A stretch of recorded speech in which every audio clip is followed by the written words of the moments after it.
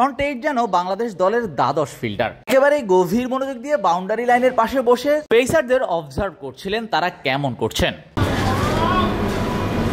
বাংলাদেশের ক্রিকেট ইতিহাসের এখন পর্যন্ত সবচাইতে গতির বোলারের সাথে অস্ট্রেলিয়ান ক্রিকেটের অন্যতম সেরা গতিময় বোলার নিঃসন্দেহে শন টেটের অন্তর্ভুক্তি বাংলাদেশ ক্রিকেটে বিশেষ করে পেসারদের জন্য অনেক বড় একটা মাইলেজ হয়ে থাকবে।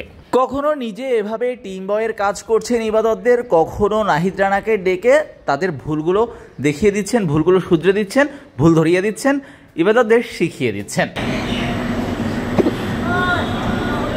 আরেক পেসার হাসান মাহমুদ ঈদের ছুটি দিয়ে একেবারে নিজের হেয়ার কাটটা পরিবর্তনই করে ফেললেন। তার ঝাঁকড়া চুলের জন্য বেশ ভালোই খ্যাতি আছে তার, কিন্তু সেটাতে পরিবর্তন এনেছেন এই ঈদেই। শ্রীলঙ্কা সিরিজ শুরুর আগে যেন অন্যরকম এক হাসান মাহমুদকেই মিরপুরে দেখা গেল। এই দল কিছু নেট বোলার এবং বাংলাদেশ দলের ক্রিকেটাররা দুই ভাগে ভাগ হয়ে 2 দিনের প্রস্তুতি ম্যাচ খেলছিলেন। নাহিদের দল বোলিংয়ে আর হাসানের দল ব্যাটিংয়ে। তখন হাসান ড্রেসিং রুম থেকে বেরিয়ে এসে নাহিদের সাথে উইকেটের আচরণ কেমন কিংবা সবকিছু ঠিকঠাকভাবে হচ্ছে কিনা সেটাই হয়তো বা জানতে চেয়েছেন, যদিও ব্যাপারটা জানা যায়নি কি কথা হয়েছে তাদের মাঝে। তবে পেসারদের মধ্যে এমনই তো কথা হওয়ার কথা। এর পরবর্তীতে হাসান দাঁড়িয়ে দাঁড়িয়ে নাহিদ রানাদের বোলিং দেখলেন বেশ কিছুক্ষণ। আরও একবার পেস বোলারদের গুরু শন টেটের কাছে আসা যাক।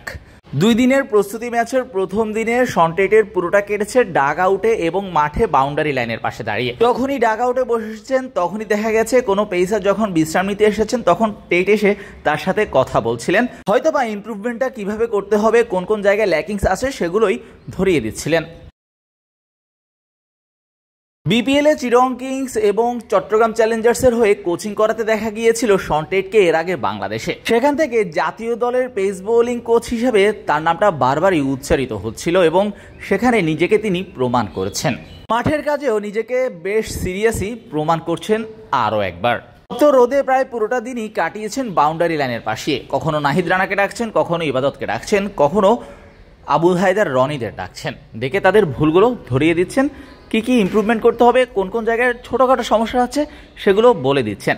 এভাবেই তো একজন বোলার তার ভুলগুলো শুধরে উঠতে পারেন। তার ওপর শন টেটের মতো এত এক্সপেরিয়েন্স একজন।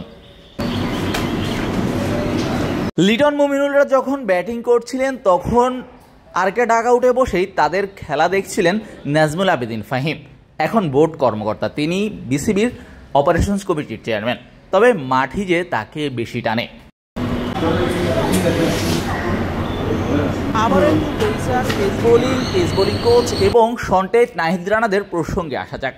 বাংলাদেশের পেস বোলিং ইউনিট একটা বিপ্লব ঘটিয়েছে, চলছে দারুণ একটা যুগ তাদের। সেখানটা এর আগে তারা ডোনাল্ডকে পেয়েছিলেন, এবার পেয়েছেন টেটের মতো একজনকে, যেটা নিঃসন্দেহে নাহিদ রানাদের জন্য অনেক বড় একটা সুবিধাও বটে। ডোনাল্ডকে যেভাবে পেসাররা কাজে লাগিয়েছেন, টেটকেও যদি সেভাবে কাজে লাগানো যায় তবে বাংলাদেশের পেসারদের আর পেছনে ফিরে তাকাতে হবে না। লড়াইটা তখন আর দেশের মধ্যে সীমাবদ্ধ থাকবে না, লড়াইটা হবে বিশ্ব সেরাদের সাথে। নাহিদ রানা নিশ্চয়ই সেই সুযোগটাই লুফে নিতে চাইবেন। শাহরিয়ার শাওন, মিডফিল্ড।